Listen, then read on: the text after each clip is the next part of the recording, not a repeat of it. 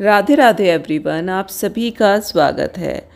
सावन का पवित्र महीना आने वाला है और सावन के महीने में पार्थिव शिवलिंग निर्माण करना और अभिषेक करने का विशेष महत्व होता है। आज मैं आपको बहुत ही सरल और सुंदर तरीका बताऊंगी जिससे हम बहुत ही आसानी से मिट्टी से शिवलिंग बना सकते हैं। हमारे शिवलिंग बिल्कुल भी खंडित नहीं होंगे, बहुत ही सुंदर बनेंगे। तो देखिए, सबसे पहले अपने किसी भी गमले से या फिर किसी भी साफ़ सुथरी जगह से आप मिट्टी ले लीजिए। मिट्टी आप कैसी भी ले सकते हैं, बस उसमें लाने के बाद आप थोड़ा सा गंगा जल छिड़क लीजिए ताकि मिट्टी शुद्ध हो जाए। उसके बाद मिट्टी को अगर कुछ भी आपको थोड़ा बहुत उसमें लकड़ी या कुछ ऐसी चीज़ दिखती है तो उसको आप साफ़ कर लीजिए। अगर मिट्टी में कंकड़ पत्थर है तो उसको आप छान भी सकते हैं। तो इस तरह से आप ले लीजिए। आप अपने किसी भी गमले से भी ले सकते हैं मिट्टी, अगर आपने कोई पौधा वगैरह लगा रखा है घर में तो मिट्टी देखिए इस तरह से हल्का सा गंगा जल छिड़क दिया तो उससे थोड़ी सी इसमें नमी आ गई है। इसके बाद अब इसमें हम दो चीज़ें मिलाएंगे जिससे हमारे शिवलिंग बहुत अच्छे बनेंगे और बिल्कुल भी खंडित नहीं होंगे। सबसे पहले तो इसमें हम देखिए 1 चम्मच घी डालेंगे।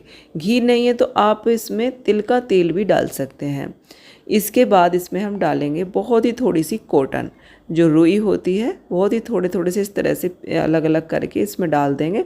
इससे हमारा शिवलिंग जो है वो बहुत ही अच्छी तरह से जुड़ेगा और बिल्कुल भी उसमें दरार नहीं आएगी, खंडित नहीं होगा।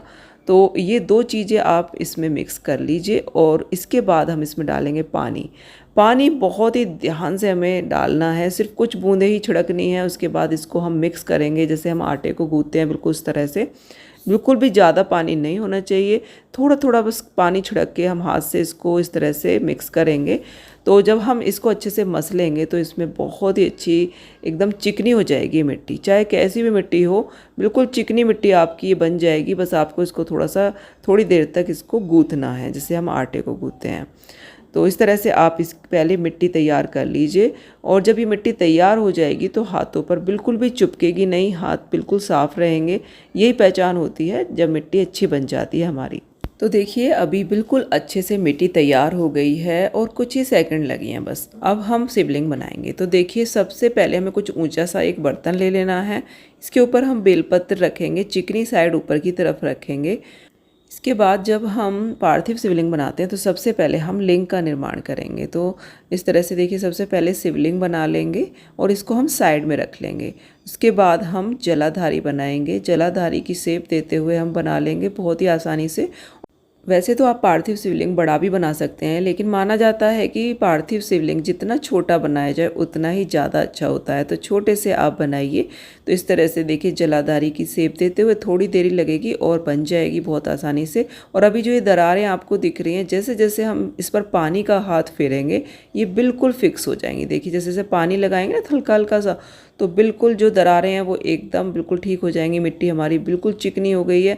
अच्छे से हम पानी लगा के बिल्कुल चिकना कर लेंगे और बीच में शिवलिंग रखेंगे। और अब हमारे पार्थिव शिवलिंग को हम बेलपत्र के ऊपर रखेंगे। तो इस तरह से देखिए, हमें शिवलिंग बनाने हैं।